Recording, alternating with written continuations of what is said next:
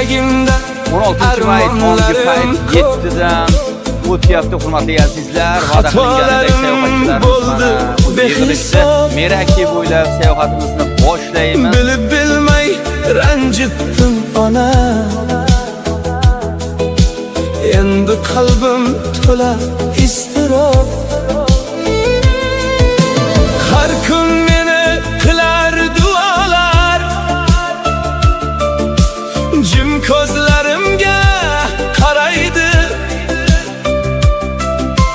Men sababli ko'ngli og'risa, vijdon meni qiynaydi. Sen onamni yig'latma hayot, barcha dardni menga ber.